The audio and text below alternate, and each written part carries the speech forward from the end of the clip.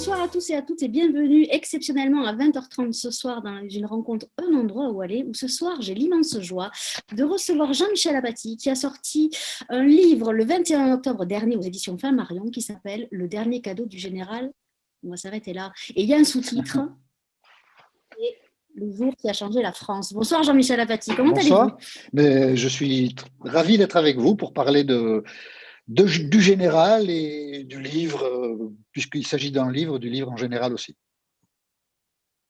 Ouais, un livre. Alors, vous nous amenez un endroit où, pas où aller, mais je ne m'attendais pas à aller. Vous nous amenez un dimanche, un 28 octobre 1962, jour de référendum pour permettre aux Français d'élire le président au suffrage universel. Pourquoi avoir choisi ce dimanche si particulier et qui a peut-être effectivement changé la France?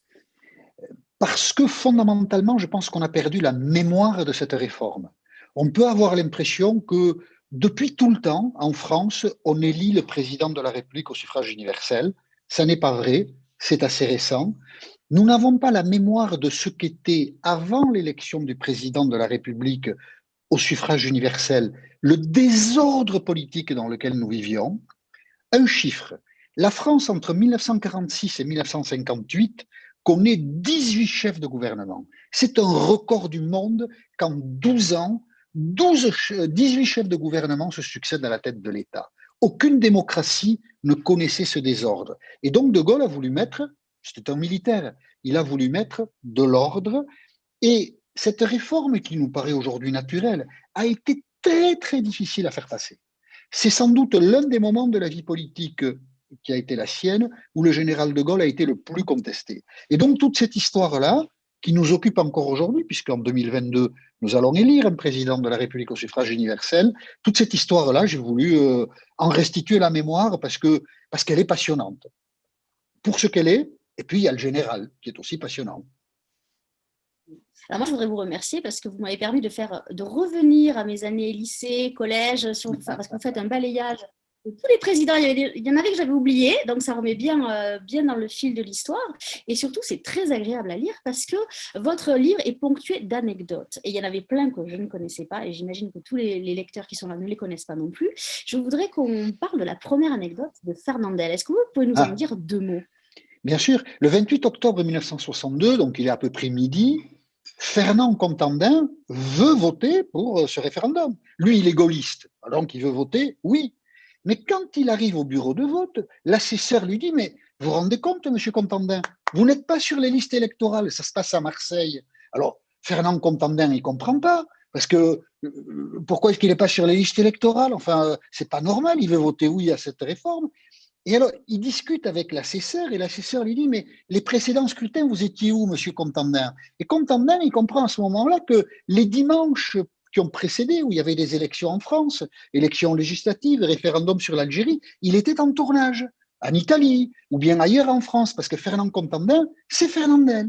Et alors tout le monde dans le bureau de vote s'attroupe en disant « Mais comment Fernandel ne peut pas voter? Mais enfin, c'est pas possible ça. » Mais tout le monde connaît Fernandel, oui, mais il n'était plus sur les listes électorales parce que à la mairie de Marseille, vu qu'il ne votait plus depuis 3-4 fois, on l'avait rayé. Et donc, Fernandel n'a pas pu voter oui au général comme il voulait le faire. Il en a été très, très fâché. Quand il a quitté le bureau de vote, il a dit c'est pas bien tout ça. Hein. Ouais, voilà, c'est comme ça, c'est la loi. On s'aperçoit que c'est très important d'être inscrit sur les listes électorales et que c'est très actuel. Ah oui, bien sûr. Ah mais bien sûr, il faut toujours vérifier que si on veut participer en tout cas, ben voilà, on est inscrit. Et ça, c'est une démarche civique qu'il faut accomplir. Alors, vous vous attaquez à un personnage quand même qui incarne la guerre, la France et l'histoire. Général de Gaulle, c'est quelqu'un de très important pour vous? Oh, oui, enfin, pour moi, je pense que dans l'histoire de France, c'est sans doute, d'une certaine manière, le dirigeant le plus remarquable, celui qui a mené des actions en nombre et en qualité les plus importantes de toute l'histoire du pays. Charles de Gaulle fait 2 guerres, il participe aux 2 guerres mondiales, il y a très peu de gens qui ont eu l'occasion de faire cela. Charles de Gaulle est confronté à cette situation qu'aucun autre dirigeant n'a connue, c'est l'effondrement de l'État, et le voilà le 18 juin 1940 à Londres, tout seul, pour dire « je suis la France, je maintiens la France dans l'honneur », ce qui est absolument extraordinaire, et puis Charles de Gaulle a dû résoudre cette question très difficile qui est comment je peux revenir au pouvoir, parce que en 1946, après la guerre, il quitte le pouvoir. La France est confrontée à la décolonisation en Algérie qu'elle n'arrive pas à gérer. Nous sommes au bord de la guerre civile.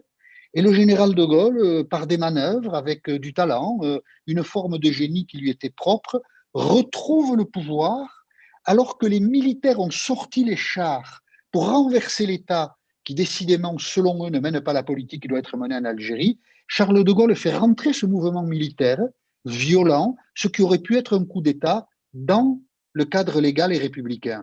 Et ça, c'est un service inouï qu'il a rendu à la nation. Et donc, Charles de Gaulle, pour tout ça, et puis c'était un génie particulier, et sans doute le dirigeant le plus important, le plus remarquable de l'histoire de France. Alors, ce qui est très bien expliqué, c'est que le militaire est devenu homme d'État. Et alors, cet homme qui nous semble austère, vous le rendez très humain. Vous racontez plein de choses, vous le rendez même, j'ai envie de dire, accessible. Comment vous avez fait pour travailler? Oui, accessible, je parle pour moi. Comment vous avez fait pour travailler et rassembler, faire tout ce balayage et en faire quelque chose de très fluide? Et après, on reviendra sur le vif du sujet, parce qu'il y a quand même une trame très importante. Mais comment avez-vous travaillé sur ce livre? Alors, Charles de Gaulle est un dirigeant du XXe siècle. Et comme c'était une personnalité fascinante, tous les gens qui l'ont rencontré, enfin, beaucoup, énormément de gens parmi ceux qui l'ont rencontré ont laissé des traces écrites. Des traces diverses. Son fils a beaucoup raconté aussi l'intimité du général. Par exemple, je raconte que le général de Gaulle avait une phobie du téléphone et qu'à Colombey-les-Deux-Églises, qui était la maison du général de Gaulle, le téléphone était posé sous l'escalier qui menait à l'étage, sur les bûches de bois qui servaient à faire le feu l'hiver. Le général ne voulait pas répondre au téléphone. Alors, évidemment, des notations comme ça, ce sont des notations qui rendent un personnage sympathique. Charles de Gaulle était quelqu'un qui était tout sauf, euh, euh, comment dirais-je, gentil et cordial avec les gens. Alors, il y a beaucoup de gens aussi, je rappelle cette lettre de Pierre Brossolette à Londres, beaucoup de gens aussi qui ont trouvé que le général était une vraie peau de vache, qui ne souriait pas, qui disait à peine bonjour. Alors tout ça, évidemment, ça donne au personnage une teinte humaine que, là encore, notre mémoire a effacé parce qu'on garde du général les deux étoiles sur le képi et les attitudes qui sont celles de l'homme de pouvoir. Mais dans la vie quotidienne, ben Charles de Gaulle, il avait les qualités et les défauts de tous les êtres humains.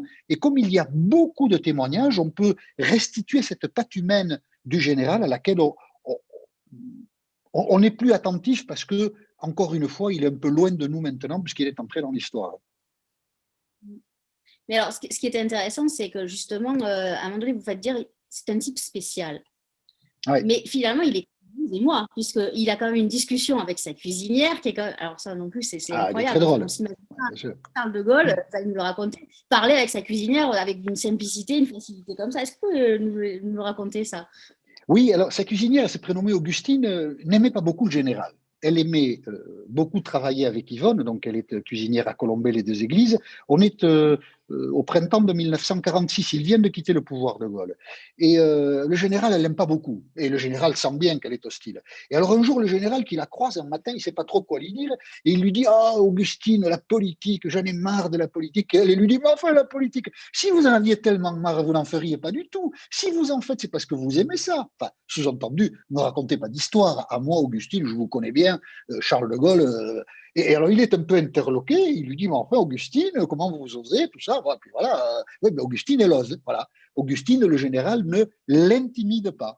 Et donc, ce sont des scènes qui figurent dans un journal qui a été tenu, hélas, parce qu'après, il se fâche avec lui, entre 1946 et 1949, par son aide de camp qui s'appelle Claude Guy. C'est un témoignage formidable de Gaulle au quotidien. Et c'est cela qui rend aussi, qui a rendu l'écriture du livre agréable, j'en espère la lecture, c'est qu'il y a ce type de témoignage qui nous montre Charles de Gaulle dans la vie de tous les jours. Il n'y a pas que le Charles de Gaulle qui surplombe l'histoire, il y a aussi voilà, Charles de Gaulle qui peut dire à sa femme: Mais enfin, Yvonne, quoi, on n'a pas d'argent pour payer les factures? Comment ça se fait? Mais enfin, vous dépensez tout l'argent, Yvonne. Enfin, vous voyez, il y a aussi dans les mémoires de Claude Guy ce genre de réflexions qui sont assez savoureuses avec le recul. Alors, on va revenir à ce fameux dimanche, puisque ce fameux dimanche, c'est un jour de déprime pour le général de Gaulle. Comment on Oui, peut imaginer le général de Gaulle déprimé et être à 2 doigts de démissionner? C'est ça qui vous a intéressé en ce fameux dimanche oui, bien sûr. de 28 octobre 1962? Bien sûr, parce que le général de Gaulle propose aux Français d'élire le président de la République au suffrage universel. Il est persuadé, il ne doute pas que toutes ses idées soient bonnes, hein, c'est pas exactement un homme modeste, Charles de Gaulle. Il est persuadé que les Français vont se saisir de sa proposition et le soutenir en masse.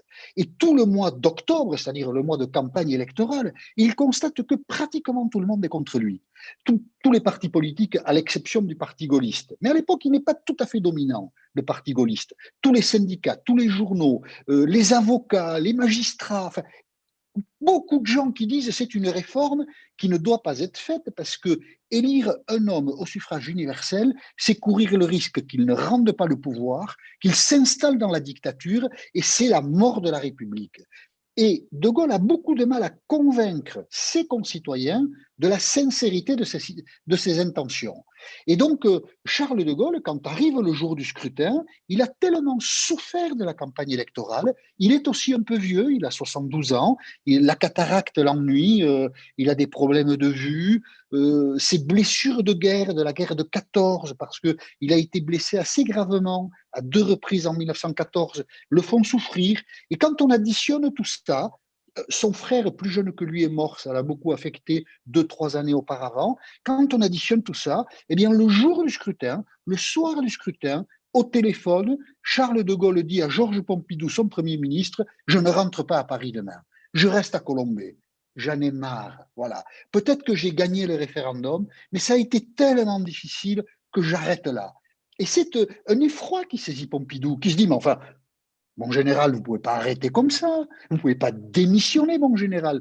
Et le lendemain, Georges Pompidou, l'après-midi, prend sa voiture, parce qu'à l'époque, voilà, il prend sa voiture et il fait les 2 heures et demie de route qui séparent Paris de Colombey pour dire au général, mais enfin, n'abandonnez pas. Et De Gaulle lui dit, mais non, mais tout ça maintenant, c'est vous qui allez prendre la suite. Les Français ne comprennent pas. De Gaulle avait une image des Français qui n'était pas toujours très positive. Il aimait beaucoup la France et il aimait moins les Français, qu'il trouvait trop batailleurs, querelleurs et pas assez d'accord avec lui trop souvent. Et donc Charles de Gaulle est prêt à arrêter son action politique.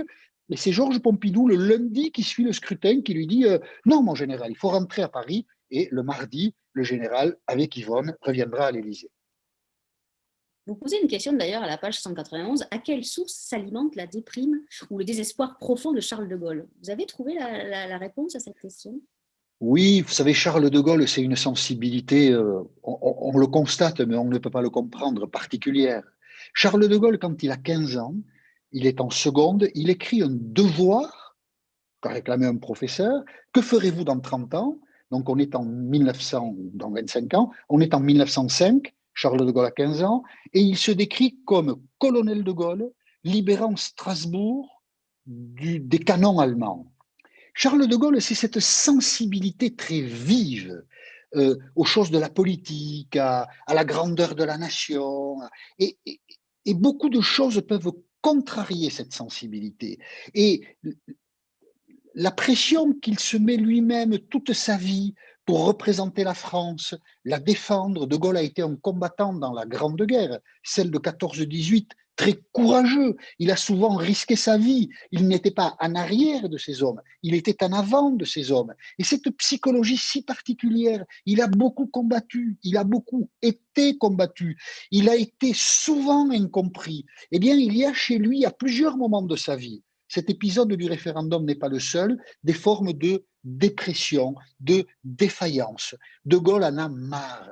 Au fond, De Gaulle est dans la position assez exacte du génie, parce que ça n'est un génie, qui n'est pas toujours compris par ses concitoyens. Et quelquefois, il dit à ses concitoyens, il y a des citations d'ailleurs de cela, hein, il dit à ses concitoyens, écoutez, vous ne me méritez pas. Et donc, la déprime identifie cela, c'est-à-dire cette psychologie très particulière de Charles de Gaulle. Après, ce qui est intéressant, c'est que vous décrivez la place de la littérature chez Charles de Gaulle, parce qu'il écrit beaucoup. Oui. Il passe son temps, on a l'impression qu'il passe beaucoup de temps à écrire et que finalement gouverner, c'est presque annexe quelque part. C'est étonnant Alors, ça aussi. il le dit, hein, je ne pense pas que j'ai cité exactement cette citation, il y en a certaines que je regrette de ne pas avoir citées, mais il aurait aimé être un écrivain. Et son écrivain de référence, c'est Chateaubriand. D'ailleurs, en 1949, il fera un pèlerinage sur les terres de Chateaubriand, dont il sortira très ému. Et effectivement, sa grande œuvre, au fond, celle qu'il préférera tout le temps, ce sont ses mémoires de guerre.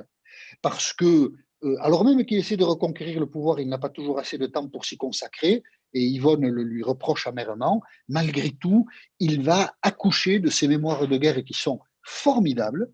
Churchill avait publié les siennes avant, il manquait celles de Gaulle, et quand il les accouche, c'est dans la douleur qu'il le fait, mais il y a des pages d'écriture sublimes, et il a la conscience, juste, d'être un écrivain. Alors, il n'est pas un romancier, il n'invente pas des histoires, mais quand il écrit, eh bien, c'est quand même extrêmement beau d'une certaine manière. Et dans sa première vie, avant la Seconde Guerre mondiale, il a écrit 3 ou 4 livres qui ont aussi eu du retentissement. Alors, il y a Le fil de l'épée, qui est peut-être l'un des plus connus, L'armée de métier, où il théorise le fait qu'on doit utiliser les chars d'assaut, qui sont une arme nouvelle, d'une manière beaucoup plus moderne que ne le fait le commandement français. Et puis, il a écrit aussi un livre avant, en 1924, de la discorde chez l'ennemi, où il analyse très finement les discordes entre l'état-major allemand et le gouvernement allemand, qui, selon lui, sont une des causes de la défaite allemande de 1918. Donc, effectivement, il a le tempérament d'un écrivain. Et puis, il lit beaucoup. Et pour lui, l'écrit a même tellement d'importance qu'il dira souvent mes paroles ne m'engagent pas, la seule chose qui m'engage, c'est ce que j'écris. Et ça, il n'y a pas beaucoup d'hommes politiques qui le disent, évidemment. Est-ce que vous êtes d'accord avec cette phrase? Charles est très intelligent, mais n'a aucun bon sens. Alors, c'est son père qui disait ça.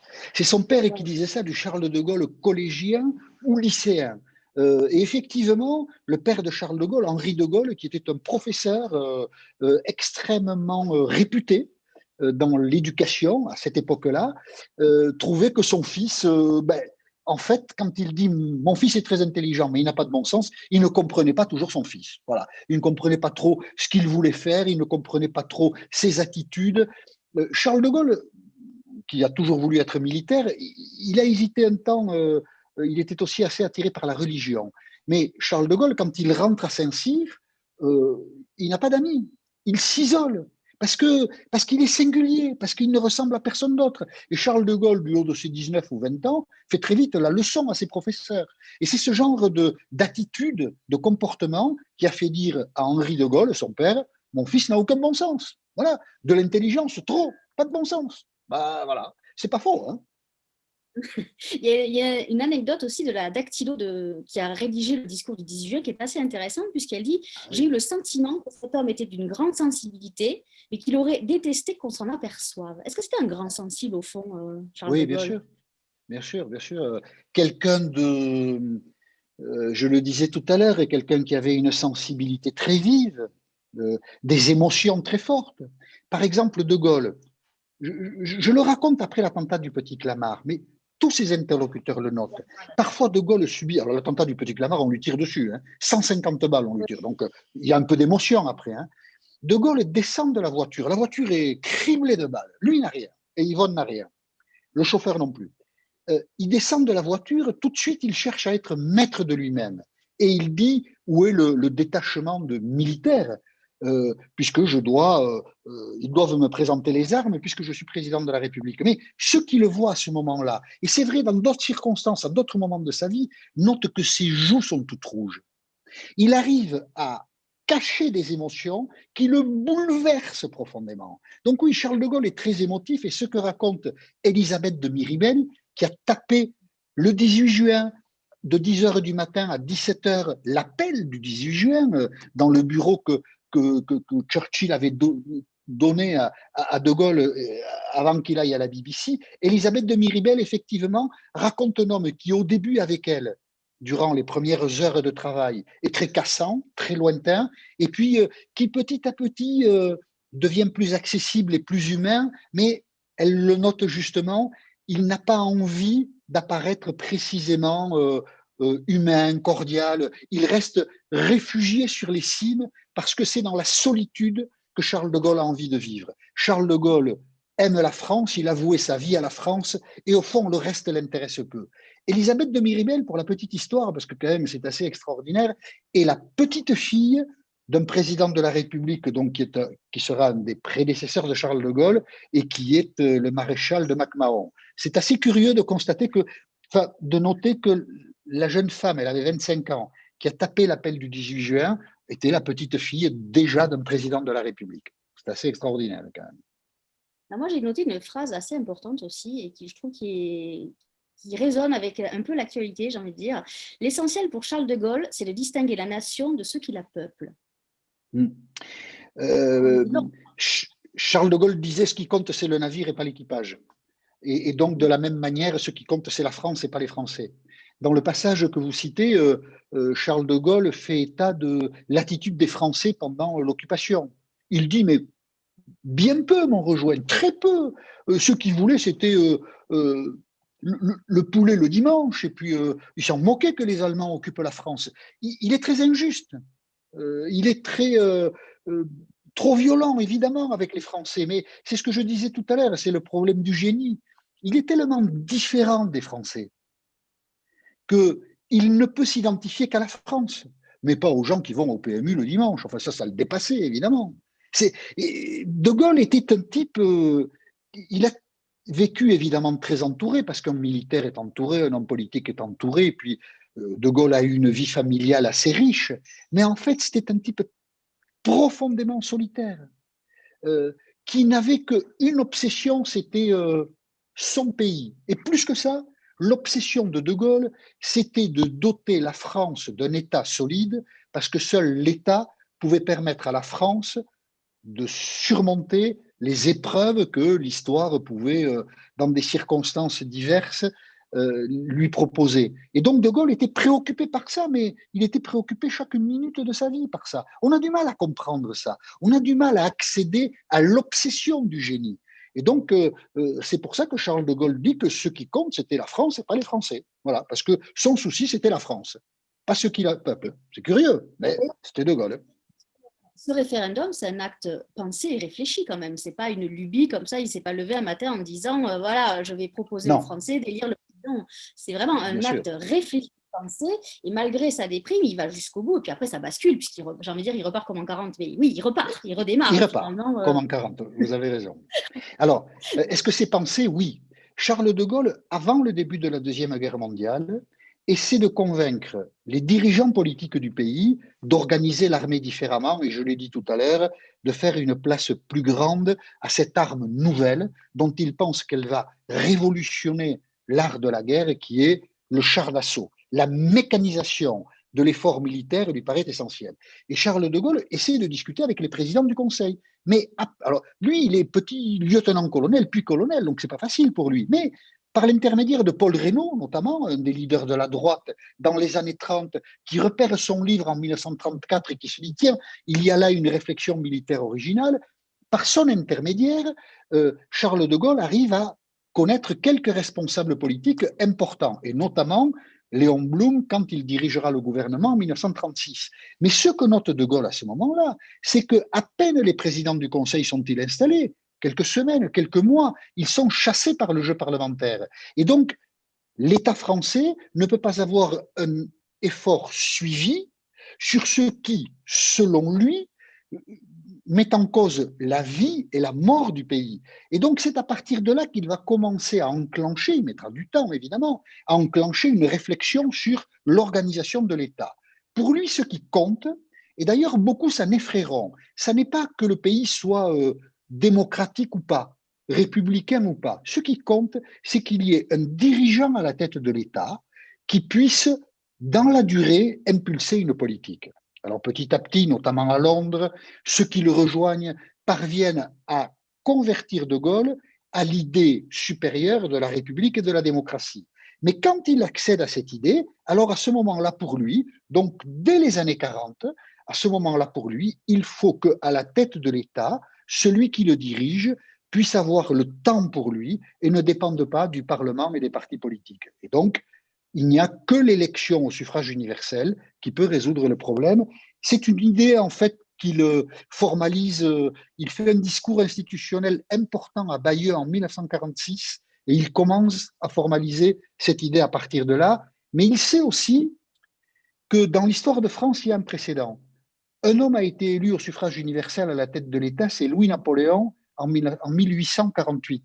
Et puis, une fois qu'il s'est installé à l'Élysée, Louis-Napoléon, il n'a plus voulu rendre le pouvoir. Et les républicains ont la mémoire de Louis-Napoléon, les républicains des années 50 en France, et c'est pour ça qu'il sait d'entrée que sa proposition va heurter tout un tas de gens qui ne veulent pas risquer de connaître à nouveau une mésaventure comme celle qu'a connue la France avec le Second Empire. Et conscient de tous ces blocages, De Gaulle va louvoyer avant, en 1962, de proposer cette réforme. Est-ce que c'est vraiment un cadeau? Alors, moi, je crois que oui, parce que l'expérience nous a montré que les démocraties qui nous environnent, les Italiens, les Allemands, les Britanniques, les Espagnols, sont arrivés à donner de la stabilité à leur gouvernement dans le cadre d'un régime parlementaire. La France, alors ce serait un peu long à expliquer, mais ça peut être assez précis. La France, à partir de 1875 et de la Troisième République, n'a pas su, parce que les partis politiques avaient trop de poids dans la vie politique, n'a pas su calmer les divisions et permettre à quelqu'un de s'installer durablement au pouvoir. Les Allemands aujourd'hui célèbrent Angela Merkel. Angela Merkel, il y a 15 ans qu'elle est au pouvoir. Avant elle, Helmut Kohl a été 16 ans au pouvoir. Et encore avant ces deux-là, Adenauer a été 14 ans au pouvoir. Depuis 1946 en France, personne n'a été au pouvoir aussi longtemps. Nous n'avons pas en France, même Charles de Gaulle l'a été 10 ans, et puis c'est tout. Après, Giscard ne l'a été que 7 ans. Nous avons des difficultés en France à régler ce problème de durée des gens qui s'installent au pouvoir. Et donc, le cadeau est celui-ci, de mon point de vue, c'est que l'élection du président de la République au suffrage universel installe quelqu'un pour un temps assez long au pouvoir, et il y a besoin du temps pour installer des réformes et pour régler des problèmes. C'est très important. Et puis, c'est un cadeau aussi parce que De Gaulle répond à une blessure psychologique rarement évoquée aujourd'hui, mais qui, je crois, est assez profonde dans notre inconscient. La révolution de 1789 se passe. La volonté des révolutionnaires, c'est de trouver un compromis avec le roi pour que la France, personne n'a envie que ce soit une république, pour que la France soit une monarchie constitutionnelle. Et puis, Louis XVI est trop bête, il ne saisit aucune des perches que lui tendent les révolutionnaires, et du coup, la République va être déclarée en septembre 1792. Mais le procès qui suit ensuite, un procès scandaleux, très mal mené contre Louis XVI, et surtout la décapitation du roi, ont créé une blessure très profonde dans l'inconscient national. Et ce que fait De Gaulle en 1962, c'est réparer cette blessure-là en permettant aux Français d'élire leur roi. Et la culture française est telle que je crois que l'on peut parler d'un cadeau, un cadeau psychologique et politique, fait aux Français par l'intermédiaire de cette élection du président de la République au suffrage universel. En tout cas, moi, je voulais vous dire aux lecteurs que vous faites un balayage énorme. Alors, ne mettez pas non plus le passage de la guerre d'Algérie. Vous faites un balayage complet. Mais de la conquête d'Algérie. Ce qui est remarquable, c'est que vous expliquez que finalement, la politique n'est pas un continent stable, pour reprendre l'expression que vous avez utilisée. Et ça, c'est vraiment intéressant. Parce que justement, c'est comme des plaques tectoniques, ça bouge, ça casse des amitiés, ça casse des relations. Et ça, c'est extrêmement bien expliqué. Et pour continuer avec vos anecdotes qui donnent un peu de légèreté dans ce récit, je trouve que vous nous avez livré, si je peux me permettre, un livre assez remarquable.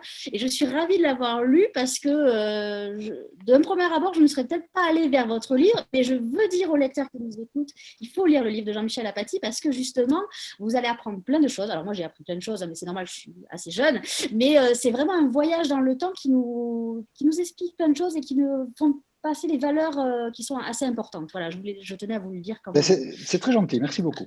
Merci beaucoup, ça me touche beaucoup. J'ai pris beaucoup de plaisir à écrire ce livre parce que l'histoire de Charles de Gaulle est assez formidable, en ce sens qu'elle croise des grands moments où la nation française a été en danger. Je pense bien sûr à 1940. Et essayer de montrer aussi qu'un génie comme De Gaulle ne serait pas parvenu à ses fins sans de la chance, parce que parfois il a eu beaucoup de chance dans sa vie, et puis il a aussi croisé deux, trois individus, trois personnages dans sa vie qui l'ont empêché de faire des bêtises. Par exemple, il croise Georges Mandel qui a été assassiné dans des conditions absolument ignobles par la milice en 1944, mais en 1940, il croise Georges Mandel qui l'incite à rester dans le gouvernement de Paul Reynaud, et c'est ce qui va lui permettre de lancer son appel du 18 juin.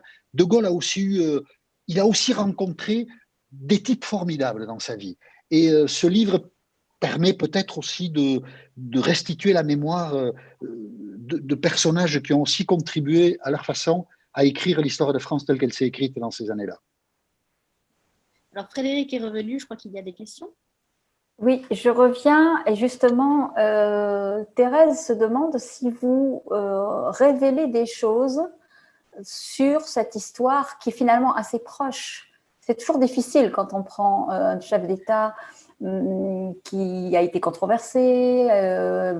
La guerre d'Algérie, c'est pas quelque chose de facile, ça n'a pas été abordé très facilement en France. Est-ce qu'il y a des révélations dans votre livre? Je le crois, c'est-à-dire non pas des choses.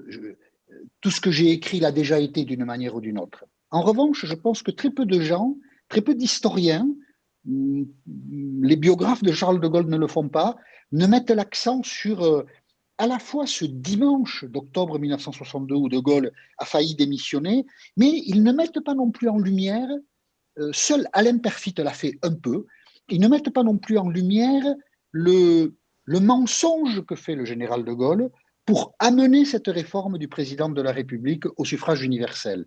De Gaulle se saisit de l'attentat du Petit Clamart qui a lieu le 22 août 1962 pour dire, voyez, on a essayé de me tuer, après moi, celui qui viendra n'aura pas la légitimité que j'ai, donc il faut lui donner la légitimité du suffrage universel. Et De Gaulle fait un lien entre le Petit Clamart et cette réforme, et c'est un mensonge parce qu'en fait, on voit bien, je retrace tous les épisodes, que dès le printemps 1962, il a le projet de passer à l'acte. Et donc, il utilise le référendum, l'attentat du Petit Clamart pour faire le référendum. Et puis, il ne s'agit pas d'une révélation, mais tout de même, il y a beaucoup de faits.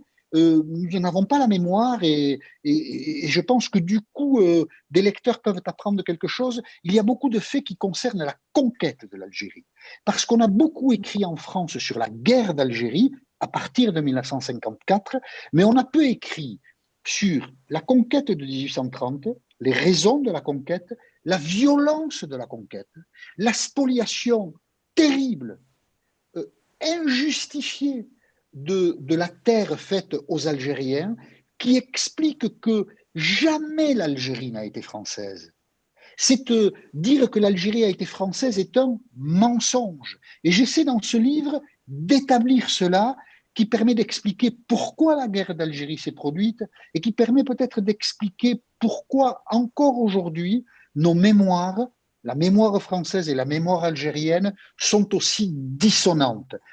En France, nous nous racontons très mal l'histoire de la conquête de l'Algérie et l'illégitimité profonde de notre présence dans cette partie du Maghreb entre 1830 et 1962. Ça va être polémique alors. Ça devrait l'être davantage parce que nous n'avons pas conscience que la France en 1945 lance sur les villages algériens où commence à exister la revendication d'indépendance du napalm. On a beaucoup critiqué les Américains pour l'avoir fait au Vietnam. L'armée française l'a faite. Nous ne savons pas, parce que nous ne voulons pas le savoir, qu'en 1957, nous organisons des élections que nous truquons honteusement. Tout l'appareil d'État est mobilisé pour truquer les élections et écarter d'un Parlement au pouvoir très réduit, un Parlement local, tous ceux qui pourraient émettre l'idée qu'un jour l'Algérie puisse être indépendante. Et en 1955, à Philippeville, après des massacres commis par le FLN, le pouvoir français, les militaires français, vont enfermer des Algériens dans un stade. Philippeville, c'est une sous-préfecture dans l'Oranais, et on va leur tirer dessus à la mitraillette. Il y aura on l'estime, 2000 morts, des comportements totalement inadmissibles. Et là, notre mémoire est défaillante. Ce sont des faits que nous ne connaissons pas parce que nous les occultons. Et dans ce livre, j'essaie de restituer cette mémoire-là parce que c'est une mémoire qui explique les problèmes que nous rencontrons aujourd'hui. Et j'y ai attaché personnellement de l'importance.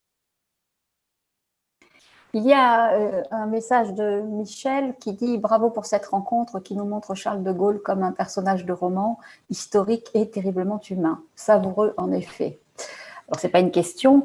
Mais quand même, terriblement humain. Oui, c'est ça. Les gens qui se pencheront sur ce livre verront combien de fois Charles de Gaulle a échappé à la mort. Combien il a été un miraculé. Charles de Gaulle à Verdun combat les Allemands à la baïonnette.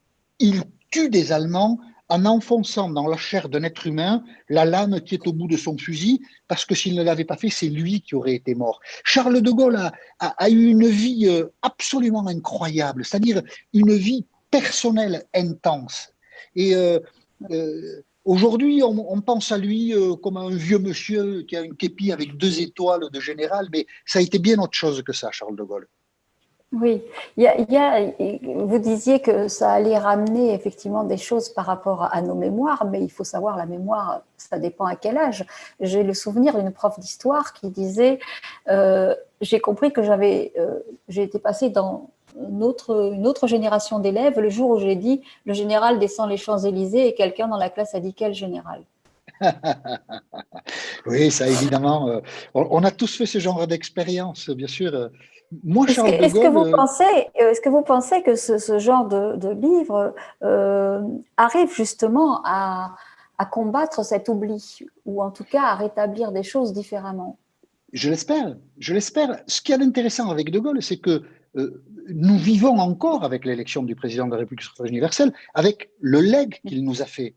C'est-à-dire, si nous élisons un président de la République au suffrage universel, à qui le devons-nous? C'est pour ça que j'ai voulu écrire ce livre, pour restituer la mémoire de cette élection. Mais quand on met le doigt dans cet engrenage, quand on veut dire aux citoyens français d'aujourd'hui que l'élection du président de la République au suffrage universel, nous la devons à De Gaulle. Alors, tout de suite se pose la question de savoir pourquoi De Gaulle a voulu cette élection. À quoi a-t-il voulu répondre? Comment lui-même a-t-il pris conscience de la nécessité de devoir élire un président de la République au suffrage universel? Et de fil en aiguille, pour comprendre comment aujourd'hui nous choisissons notre roi, eh bien, il faut raconter toute la vie de De Gaulle, parce que toute la vie de De Gaulle aboutit à cette réforme. Et c'est pour cela que je crois l'exercice de mémoire a un intérêt, c'est-à-dire ça n'est pas un intérêt purement intellectuel, mais c'est assez pratique puisqu'encore aujourd'hui, nous sommes dépendants de la réforme qu'a faite Charles de Gaulle en 1962. Qu'est-ce que vous avez appris? Qu'est-ce qui vous a le plus surpris en faisant ce livre? Ce qui m'a surpris, bon, j'avais déjà beaucoup lu sur De Gaulle, alors je ne peux pas vous dire… la question algérienne, j'ai passé beaucoup de temps, j'ai lu beaucoup de choses, à la fois la conquête et la guerre, mais la conquête, j'ai beaucoup appris sur la conquête, et j'ai pas tout écrit, il y aurait beaucoup à écrire, mais pas la gloire de la France, hélas, mais il y aurait encore beaucoup à écrire. Et puis, je connaissais, mais mal finalement, la traversée du désert du général de Gaulle, puisqu'il quitte le pouvoir un peu sur un coup de tête le 20 janvier 1946. Il pense que les Français, parce qu'il a quand même une certaine idée de lui-même, vont le rappeler tout de suite, et puis personne ne le rappelle. À la fin de 1957, il y a un sondage, De Gaulle a 1% des intentions de vote. Alors c'est mal parti, hein. Et puis en 1958, à la faveur d'une crise qui se déroule à Alger, De Gaulle revient au pouvoir par des actes de génie. Il comprend parfaitement la situation politique. Il voit que les militaires veulent faire un coup d'État. Alors, il arrive à la fois à contenir les militaires et à manipuler tous les hommes politiques pour que finalement, son nom apparaisse comme le nom de consensus. Et ce mois de mai 1958, qui est un mois très dangereux pour l'avenir de la République, j'ai sans doute redécouvert là le génie politique de Charles de Gaulle. Le génie politique. Est-ce que vous pensez qu'il était, on a beaucoup parler depuis la fin de la guerre d'Algérie, un peu plus tard d'ailleurs, de la guerre subversive de ces généraux français, de cette pratique de la torture des civils. Est-ce que le général de Gaulle, selon vous, était au courant de ça? Est-ce qu'il en Oui, était… il l'était. Un général démissionne à Alger, Paris de la Bollardière, en 1957, et Charles de Gaulle le reçoit à Colombey-les-Deux-Églises. Tout de suite, il le reçoit. Alors, c'est Charles de Gaulle, c'est-à-dire, il le reçoit, donc il envoie un signal, je sais pourquoi vous avez démissionné, mais de Gaulle ne dit rien. Il ne dit pas, l'armée torture, ça n'est pas bien. Il se contente juste de ce signal-là. De Gaulle a très vite compris que l'armée française, dans la guerre, à partir de 1954, se fourvoyait et pouvait perdre son honneur, l'estime du pays, en pratiquant comme elle pratiquait. Mais De Gaulle savait aussi, alors ça relevait de l'intuition, qu'il ne reviendrait pas au pouvoir contre l'armée, qu'il aurait besoin de l'armée dans des circonstances que personne ne pouvait imaginer pour revenir au pouvoir. Et donc, il gère un peu tout à la fois. Mais De Gaulle n'a jamais pensé que la fin justifiait les moyens et que la torture en Algérie était quelque chose de justifié pour maintenir la présence de la France sur ce territoire. De Gaulle avait des valeurs et ce sont des valeurs qui lui font honneur encore aujourd'hui. Vous pensez que, alors là je pose la question plutôt aux journalistes, il y a une très grande différence entre des dirigeants comme le général de Gaulle et les dirigeants qu'on peut avoir aujourd'hui? Qu'est-ce qu'on a perdu ou qu'est-ce qu'on a gagné? Non, mais de Gaulle est un type. Il y a De Gaulle, Napoléon et Richelieu. Donc, si vous acceptez ces trois-là, tous les autres sont en dessous. Louis XIV était une aberration politique. Enfin, je ne comprends pas comment on ne dépeint pas Louis XIV tel qu'il était, c'est-à-dire neurasthénique, obsessionnel de la guerre et ayant vidé les caisses de l'État, l'un des plus mauvais dirigeants français. Donc, à part le contraire d'un roi Soleil, alors. Ah, le contraire. Ah, ça, alors là, vraiment, il me semble y avoir des contresens sur Louis XIV qui m'étonnent terriblement. Quelqu'un comment dirais-je, de sectaire. Ah non, vraiment épouvantable. Donc, à part De Gaulle, Napoléon et Richelieu, tous les autres sont en dessous. Vous comprenez, De Gaulle, c'est Mozart. Des musiciens, il y en a beaucoup, mais il n'y en a aucun qui égale Mozart ou Beethoven. Voilà, et De Gaulle, il est de ce Des chercheurs qui cherchent, on en a, et des chercheurs qui trouvent, on en cherche. Exactement, c'est exactement ça. C'était un génie, De Gaulle. Donc, mais en même temps, c'est un génie qui, de son vivant, a toujours été contesté, qui a toujours dû lutter, parce que c'est à l'honneur de Gaulle, il s'est toujours inscrit dans le cadre de la démocratie, De Gaulle. Mais il a toujours été terriblement contesté. 1962, ça passe à un cheveu, la réforme. 1963, il y a une crise sociale très très forte qui se noue autour des mineurs. 1965, première élection présidentielle au suffrage universel. De Gaulle est persuadé qu'il va être élu au premier tour. Pas du tout. Il est mis en ballottage. Charles de Gaulle est mis en ballottage. Donc, il est très, très contesté. Et puis, c'est après, quand il quitte le pouvoir, qu'on se dit, mais quel grand homme c'était. Et c'est vrai. Mais quand on est contemporain des grands hommes, on constate aussi qu'ils ont des petitesses, les grands hommes. Donc, il y a beaucoup d'opposition, évidemment, vis-à-vis des grands hommes, bien sûr. Mais ceux d'aujourd'hui ne valent pas Charles de Gaulle, mais ça, il faudra... c'est au XXIe siècle, peut-être, qu'il y aura un nouveau Charles de Gaulle, pas au XXIe, non, ça, je ne pense pas. Vous avez parlé tout à l'heure des mémoires de guerre de Churchill. Vous pensez que, quand même, Churchill, il a eu le prix Nobel de la littérature. Est-ce que vous pensez que ça l'aurait... qu'il avait un regret de ne pas être forcément reconnu comme un écrivain? Ah oui, enfin, un regret, oui et non. Charles de Gaulle pense qu'il a été reconnu comme un écrivain.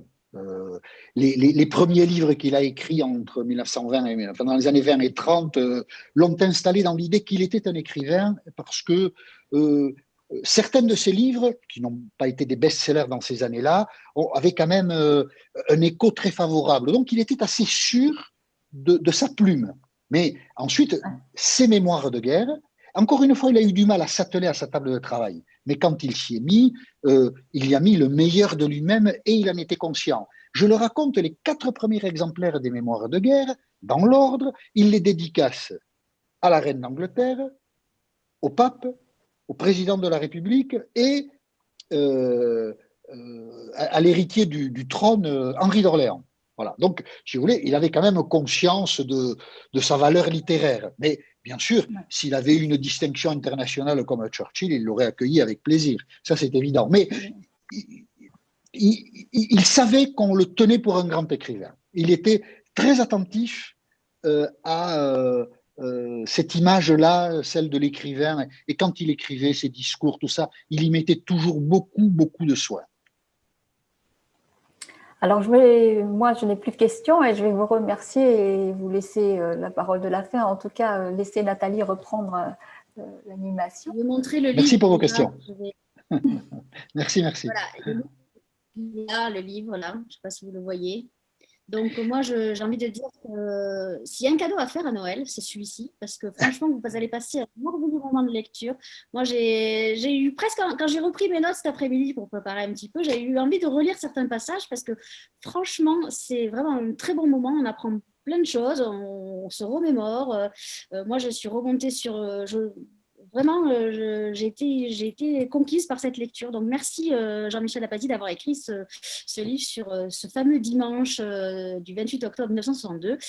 Donc, c'est le dernier cadeau du général paru aux éditions Flammarion qui se trouve dans toutes les tables de librairie. Les librairies sont ouvertes. Vous pouvez y aller dès demain, ou vous pouvez aussi, si ce soir vous avez envie, là maintenant à 21h, d'acheter le livre de Jean-Michel Apathy, vous pouvez aller sur notre site internet unendroitoualler.com. Sur la page de la rencontre, vous avez un bouton qui vous redirigera sur une librairie indépendante et vous pourrez acheter le livre de Jean-Michel Apathy, donc le dernier cadeau du général. Avant de vous laisser le mot de la fin, Jean-Michel, je vais dire que demain on se retrouve à 19h avec Sarah Maït pour lire Les Imbattables qui est sorti aux éditions Jean-Claude Lattès. À part vous dire un grand merci, vous souhaitez une bonne soirée, je vous laisse le mot de la fin, Jean-Michel. C'est très gentil, merci à vous, merci de m'avoir permis de parler du général, parce que bien sûr, on a toujours envie qu'un livre trouve ses lecteurs, mais si ceux qui se penchent sur ce livre prennent conscience de ce que le général nous a apporté, de la personnalité singulière qu'elle était, et à travers lui peut-être réfléchissent à ce qu'est la France, cette petite nation, 60 millions d'habitants, finalement, c'est pas beaucoup sur le territoire, mais avec ce génie si particulier, eh bien, si nous partageons ça en commun, j'en serai très heureux. Et je vous remercie vraiment beaucoup, beaucoup de m'avoir donné l'occasion de parler de Charles de Gaulle ce soir. Merci beaucoup. Merci beaucoup. Bonne soirée et à bientôt, Bonne soirée. j'espère. À bientôt. Bonne soirée.